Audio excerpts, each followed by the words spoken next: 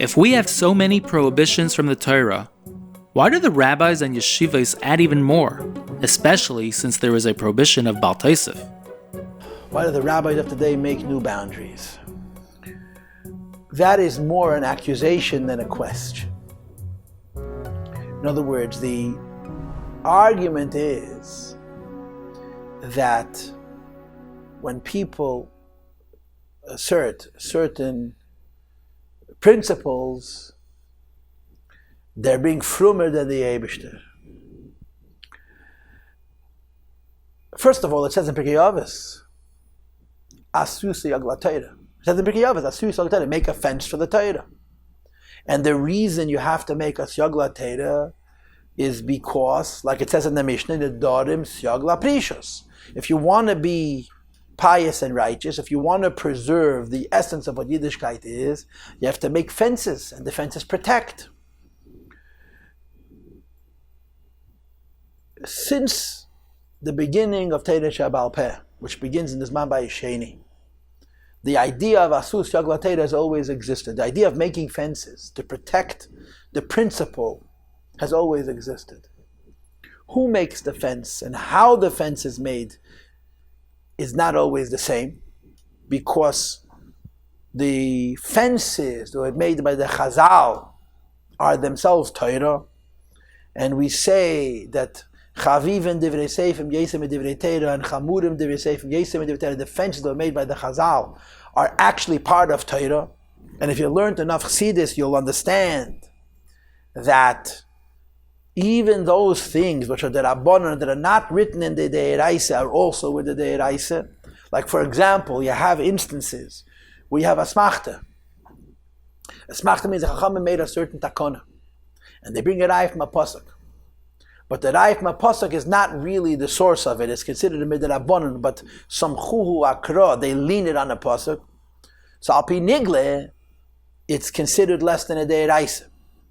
But al pi Kabbalah and al pi Chassidus faket, this is the remez of the Torah. In other words, when the Chacham make a gzeira, a takona, even if it's a gzeira and a takona, which is not a hemshech of a Deiraisa, but it's a completely new takona, the Rabbanon, leka midi, the leida midi beiraisa, since it's part of the Torah of HaKadosh Baruch Hu, the Rabbanons are also beremez in the Torah Shebiksav.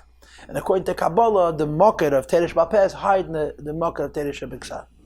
So when you're talking about fences that were made thousands of years ago by the Tanoim and Amiroyim, they're actually a part of Torah. The fences that Chachamim and Gedolei Yisrael always created were there to protect and preserve the Torah. Why? Because of the Golus. You have hardships, you have alamas vestadim, you have all kinds of difficulties, and you have to preserve the ikir. And the only way to preserve the ikir is to make additional fences. In other words, why would somebody ask this question? Right? This question is not being asked about the Mishnah and the Gemara. It's being asked about rabbis of today. And like I said before, the tone of the question is not a question, it's an accusation. Why do rabbis become more strict? And I'm going to answer the question with a question. Why does it bother you? Why does it bother you the rabbis are becoming more strict? And of course the answer is, you don't want to be bothered. and the answer is, that's exactly why they make them. If you were sensitive, and you were genuine, and you were sincere about your Torah and mitzvahs, we wouldn't need all these fences. The reason there is a need to make so many fences is because too many people are too apathetic about a lot of the details of whether it's Torah and mitzvahs or it's the spirit of Chassidus, and the fences become necessary to try and hold on to our traditions. So you say, I don't want to hold on to the traditions, so what do you want from the rabbi? What do you want from the rabbi? The job of a Rosh Yeshiva, of a Rav, of a Malamed, of any person who's in a position of leadership is to strengthen Yiddishkeit. Not to say, if people want to be lax, let them be lax. On the other hand, it is true, Dayach Masha Asra Torah. Dayach Masha Asra Torah means that if you don't need a fence, you're not allowed to make it. In other words, the contradiction exists within Torah itself. On the one hand, the Mishnah says, Nedarim Syagla Prishus, that making vows or making fences keeps us pious, which means the Chazal, according to this Mishnah, are encouraging the making of fences. And on the other hand, you say that Yavichatos al Shehizir Atzmei Min Hayayin, a person makes a fence, has to bring a sin offering of separating himself from wine. So which is it? Is it good to make a fence or is it not good to make a fence? And in Kabbalah, the way you would say it is that mitzad bina there has to be nedarim, and mitzad chochma there has to be ataras nedarim. That means when you're on a lower level and you're vulnerable, you're supposed to make the fence. When you're a higher level and you're not vulnerable, then you're not allowed to make the fence. And the simple example for this, of course, is the story with Adam and Chava. That Adam was told by Hashem to tell Chava that she should not eat from the Eitz Hadas Tevara.